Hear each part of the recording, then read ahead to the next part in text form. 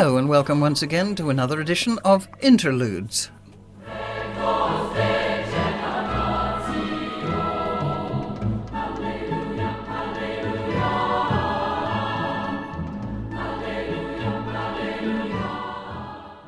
And I have with me again in the studio John Cargher, who's been kind enough to come back, and I'm sure many of you would remember listening to him in the ABC broadcaster, and also deeply involved in theatre and dance and music of all kinds. Thank you so much, John, for coming back again. Very kind. It's a pleasure, but why should they remember me? I'm still on.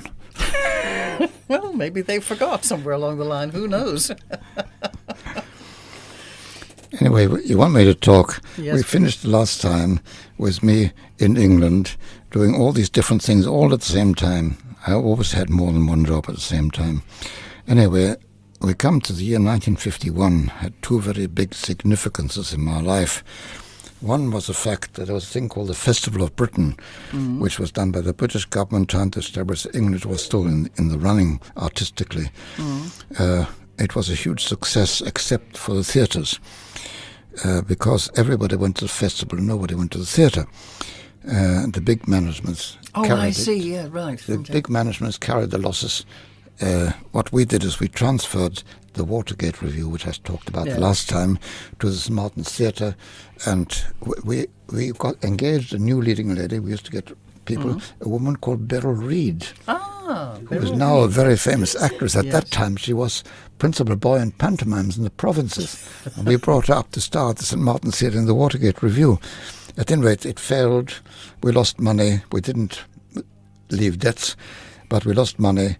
England was in a mess with the Labour government at that time and the economy and everything like this. And the ballet company was still going, but it wasn't making any money. So anyway, I decided that I ought to do something. Now, the agency we were running for dancers and singers, I had sent, not I, John Regan. John Regan did the dancers, I did the singers. I sent the leading lady of Brigadoon to Australia for Williamson's. Oh, really? I had previously done the same thing for South Africa. I was always associated with Brigadoon from the way it started in England in 48, I think it was. They provided dancers for it all the time. There was a lot of dancing in it. But I had these two principals in Australia paying me commission, or paying us commission. I made a deal with John Regan. I said, you can have all the dancers, all the singers in England. I'll go to Australia, and my share of the business will be the commission of the Ken Cantrell and Gwen Overton, the two leads in Brigadier. In fact, there was a third one, Clive Stock, who was the husband of Gwen Overton. He had a small part as well. Yeah. There were three people in Australia had to pay me commission every week for the run of the show, which had a long run. So I said to myself, if I go to Australia, first of all, I needed a holiday badly. Getting on the boat was a holiday for us, and me and my wife and my daughter. And my daughter had whooping cough. The doctor cannot take away some son. Well, Australia's son. I had connections with Williamson's. I had business with the ABC. I used to send out artists like Muriel Brunskill and people like that to Australia. And so I had connections. My daughter needed a son. Business was terrible in England, so I decided to get on a boat, come to Australia. What a wise move. While Brigadoon was on. And by the way, on the boat coming over, I won the bridge championship with a partner whose name was George. He was an elderly gentleman. When I came to Australia, I found his middle initial was J, and his last name was Coles. It was Mr. G.J. Coles, with whom I won the bridge championships. And when I arrived in Melbourne, they made me welcome. It's very, very nice people. They had some lovely daughters. Anyway, I arrived in Melbourne, went to Williamson's, contacted the ABC, went to Sydney, contacted the ABC. Oh, God, I could talk for hours about the thing that happened in those days. And they didn't want to know me. In England, I was able to supply good artists who didn't ask much money. But in Australia, I was no use to them. They didn't want to know me. So after a couple of months, I decided this is a failure. I'm going back to England. So my wife wanted to go back always. She didn't like Australia. Mind you, Australia then wasn't what it is now, but never mind. Australia's been good to me. I'm very, very grateful to it, and I've done a lot to help Australia over the years, willingly. I was walking down Swanston Street and saw a truck unloading some record shelves opposite the town hall in Swanston Street. a shop called Victor Scott sold washing machines, fridges and things like that, and the man owning it decided he wanted a record bar to bring people to buy records. Yeah. Maybe they'll buy a washing machine. So I saw these things being carried in. I walked in there and talked to him, and I offered him a deal. And I was able to produce a reference from the record shop in Los Angeles. If you happen to listen the last time in the program, I managed a record shop in Los Angeles out of necessity. Yeah. I completely reorganized it. The man was so grateful. He gave me a wonderful reference. So I walked in the shop with a reference. I said, I'll make you a deal. Give me, I don't know what it was, something ridiculous, like £10 a week and a share of the profits. Not a salary, not a commission. A share of the profits. That's all I asked. Yep. And he started with nothing. Yep. For £10 a week, he was going to get somebody to establish a record shop and run it for him at no risk unless he made a profit. Yeah. He accepted it. Good. And I went in there, and 6 months after we opened, we passed Allen's in turnover. Good grief. There's a long story attached how I did this. I'm not going to start boring you with that. But your reason for being in Australia is Brigadoon. For coming here was Brigadoon Yes. because We I can was play some living when I music. first came here. I could say to this man, give me £10 a week because I had a commission from 3 actors Yeah. at Her Majesty's. So we better play something from Brigadoon, I think. Oh, I suppose so, yes, why not? I tell you what, I don't want to play one of the popular hits. I want to play something that's got the mood of Brigadoon, that magic of the magic village appearing.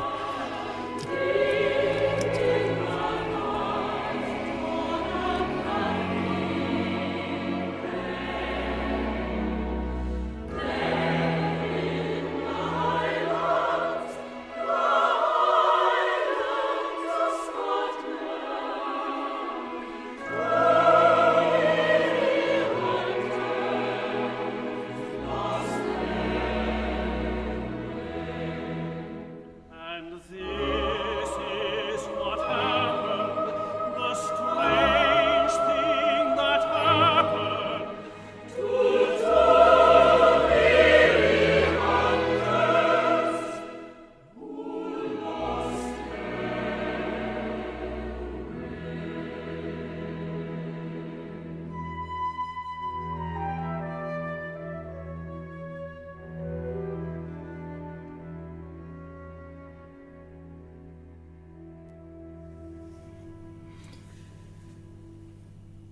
Now, John, did you say that Hayes Gordon was in Brigadoon?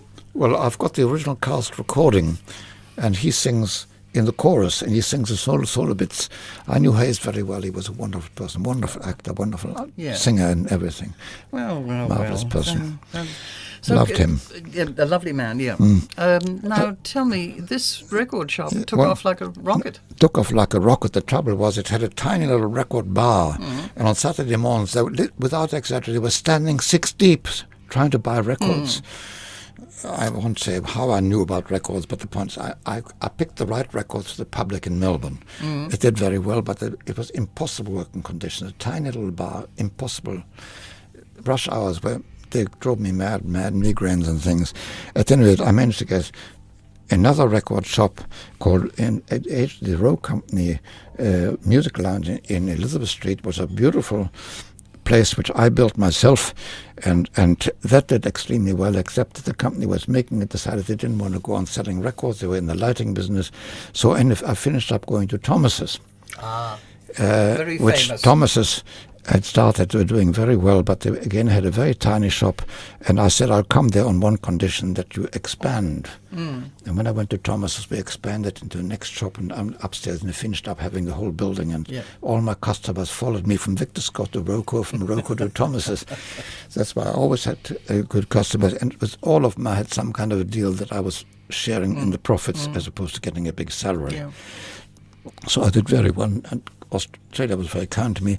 And in the course of running record shops, I used radio. Yeah. I bought 2 hours of time on 3KZ, and afterwards 3XY, and played classical music on the basis they heard me presenting it. Maybe they'll come and buy them from me. And I also took an advertisement in the Listener In, which was the Yeah, I can remember the radio listening, yes. Yes. programs, and I I took a large ad and printed record reviews in it. I didn't print records that I wanted to sell. I printed a review of new releases. And of course they were good. I only picked good records to review, and they came and bought those from me. So I got to do journalism. I finished up writing 10 books. That comes later. I came into radio by paying for space on the radio. And then I think it's a bit soon after the other record, but listen, the theme for the 3KZ radio program I had, just play a little bit of it.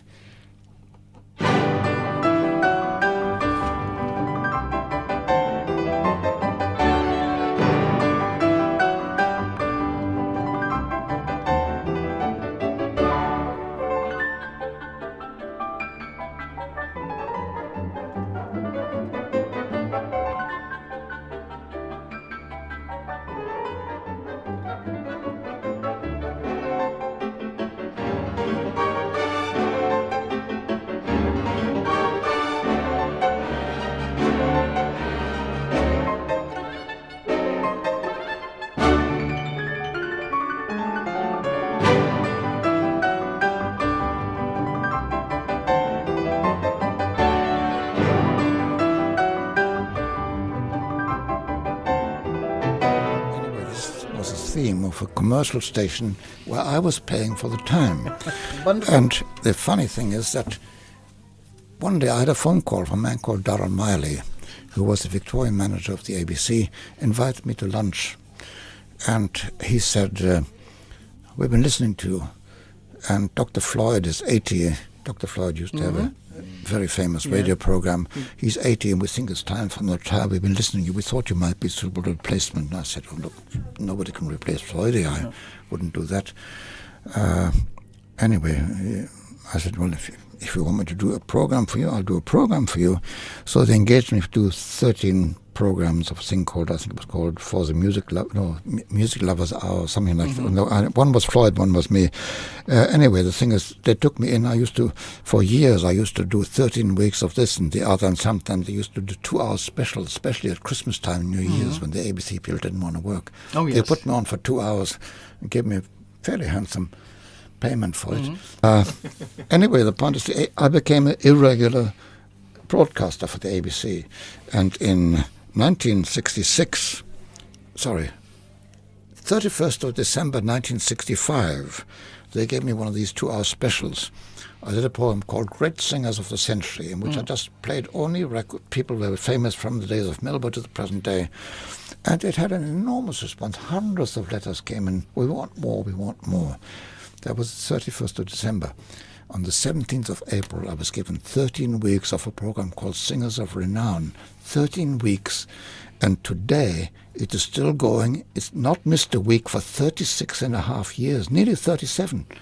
Wow. At that 13 weeks contract. What a record. It's the longest program in the history of Australian broadcasting of one person doing a program. There's programs that have been going with different people in charge for more years, perhaps.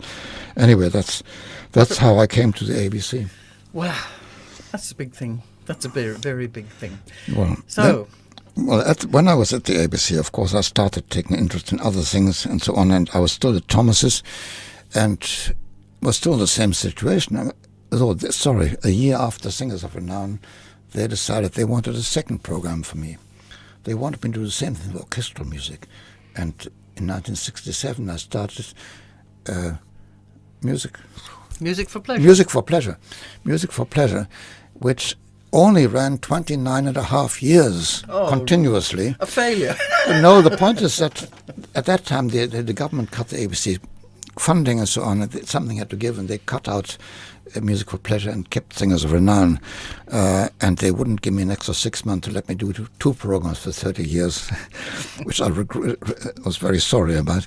At any rate, the thing is, I did 2 radio programs a week while I was working full-time at Thomas's, and had other interests, and was writing books. I wrote the history of opera in Australia and history of ballet in Australia, and I don't know what else. All at the same time. It was too much. So I left Thomas's. And when I left Thomas, I said, right, I'm going to relax. I'll write and I'll broadcast. What happens? Along came a man called Kenneth Taylor, who was running the Victorian Opera Company, which was an amateur opera company. And he was going overseas, and they needed somebody to run the company, a manager, and well, all I can say is I offered to do it for nothing. I beg your pardon, I didn't offer to do it for nothing. I said I'll do it. And I thought to myself, well, maybe we can find some way of getting some funding for this company. I said, let's start with me, and asked them to apply to the Australia Council for $1,000 a year, $20 a week to pay for the general manager. That was me, $20 a week. I went in there. It became the Victorian State Opera in the end, but I claim no credit for that. I'd say only one thing. Every performance we gave while I was the manager for 1 year, every performance was sold out at the Union Theatre. I know I was in the box office. I was turning people away. Wonderful. At any rate, it didn't last for reasons, disagreement with whoever, doesn't matter. And before it happened, I was planning a season for the following year. This was 1969. 69. So I was planning a season for next year, and I found out that what was known as the National Theatre, which still exists to this day, the organization, which was founded in 1935 by Gertrude Johnson, had a lease on the Princess Theatre, and they weren't using it all the time. Good heavens. So I went to them, and I said, I'd like to rent the Princess Theatre for a season for the Victorian Opera Company. And they invited me in to meet their board to discuss the terms, what have you. Yeah. And it didn't get very far, but the next morning I had a call from the chairman who asked me to come and see him. And he said, you can't talk to a lot of people. We'll do it over between us, you see. So anyway, the thing is that he went to his office the next morning, and he said, I'd like to offer you the position of general manager for the National Theatre. And I was unhappy with where the Victorian Opera Company was going. So I laid down certain terms, always on the basis of how successful I was and so on, and they accepted those. The point is that the National Theatre was in a bad way, and this is not, I'm not running them down, this is a matter of history, you can find this in books. They'd burnt down 2 theatres. Oh, good grief. And were in a very bad way, artistically. And they had funding from the government to run schools of arts, opera, ballet and drama, and I decided to do something about making good use of this money instead of being wasted. I mean, when they offered me the job, I literally almost laughed. I didn't want anything to do with this organization, but if they put me in complete charge of it at my own terms and I can do something with it, and I want to do something for Australia, Victoria, you see. So anyway, I accepted the job and I went there, and they had bought a new theatre, or a building, which was going to be converted into theatre in Chapel Street, you see. And I went there, and 6 months after I went there, that burnt down. Really? The Third National Theatre, I burnt it down because it was hopeless. No, I didn't, but the point is it was terrible. The plans they'd drawn up for what they were going to do were hopeless. So I said, well, we've got to do something quickly, otherwise with 3 fires, and then I hadn't had a chance to put it back on its feet yet. It was much too early. We've got to start and buy a theatre or build a theatre right immediately. So anyway, I found the Victory Theatre in St Kilda was owned by Hoyts, one of the big cinemas. I negotiated with Hoyts to buy the theatre for peanuts, for the value of the land. The building came for nothing. We had $200,000. The National Theatre had very good patrons in Toorak, very good. They were running it. They never had a manager. They were founded in 1935. In 1969, I was the first manager of that outfit. It was being run by do-gooders, very kind people in Toorak, but they knew nothing about running a theatre or schools and things, you see. So very sensible in engaging me, I must agree with that. I did do a good job in the end. I was there for 20 years. I thought I'd go there for a year, put the house in order. I finished up doing 20 years and building the National Theatre. This is where I must bring this in, because I'm very proud of that, and nobody's giving me credit at the National Theatre today for it. I bought the Victory Theatre, which was a huge cinema, and I started life as a toolmaker engineer and had certain management skills. I knew about theatres. I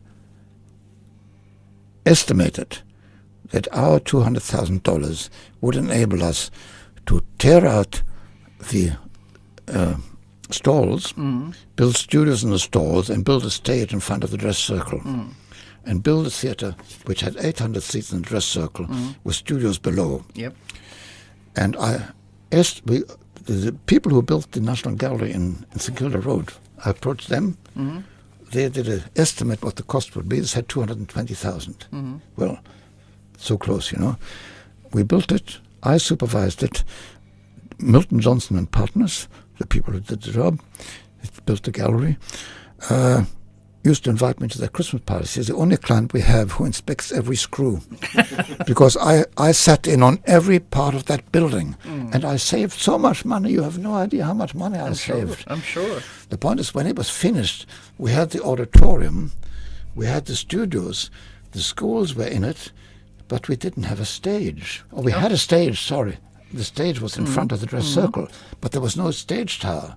There was no way of getting in and out, and we didn't have any more money. Dick Hehr was a premier. I had shown Dick Hehr what I did with the schools. We were very successful by then. This was 1974. 74, yes. The schools were successful. The government was supportive. Hehr liked it.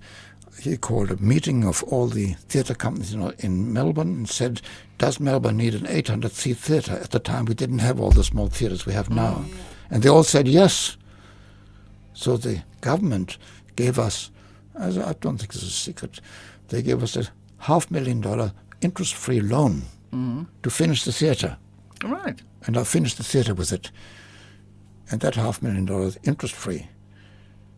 Then Gertrude Johnson died and she left us some money. Anyway, the point is I built the theatre. The theatre was a success as a theatre. Of course, by the time the theatre complexes and the Malthouse and all these things were built, by now it's too much out of the way. It's still running, it's still profitable, but it's only doing like ethnic shows. Every foreign company coming here goes to the National Theatre and so on. Yeah.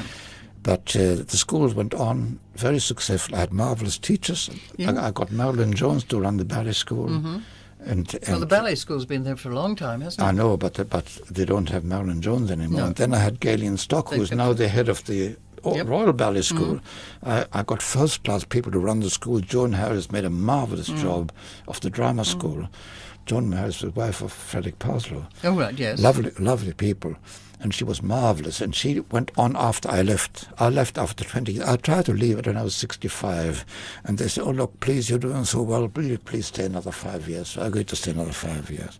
So I did finish up doing 20 years at the National Theatre, and then I retired. And, of course, in the meantime, I was writing books. I was doing my 2 radio programs. I was taking part in seminars, in trying to help other people. Oh, I don't know what else I did. So you're just resting now, writing and doing music? Well, let's face it, my next birthday, which is not that far, it's going to be my 84th. Yeah. I'm still doing a radio program every week. I'm still reviewing for Opera News in New York, which I've been doing since 1973. I'm still going to Sydney to attend the opera. I'm certainly taking it easy compared, but I'm getting old and my body's breaking up. That's the way it happens, which is not fair, I don't think. No. I know. Listen, John, we're once again getting to the end of this. It's been absolutely fascinating. I think our listeners are going to really enjoy some of this history because it is real history in Melbourne, theatre history that you've been talking about. And you've been a well-known name for a long time. And I just thank you very, very much for coming to Golden Days Radio and telling us all these marvellous things. Well, it's nice having an interviewer who doesn't interrupt. Thank you very much. Thank you.